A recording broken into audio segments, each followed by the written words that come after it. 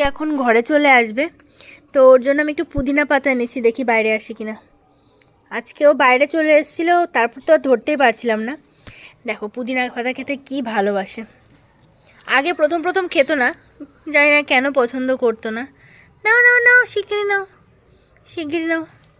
কাদের বাড়িতে তোমাদের এরকম ছোট ছোট পোষ্য আছে একটু কমেন্ট করে জানাও। আমার পোষ্যটা তো খুব কিউট, খুব কিউট, শুধু মাঝে মধ্যে একটু দুষ্টুমি করে ফেলে। মজা খাচ্ছে মা, চলো এখন ঘরে নিয়ে যাবো, ঘরে নিয়ে যাবো। আর নেই, আর নেই, এদিকে আসো, এদিকে আসো, এদিকে আসো, আসো। এখন বাঁধাকপি খেতে ব্যস্ত, বাঁধাকপি খেতে খুব ভালোবাসে।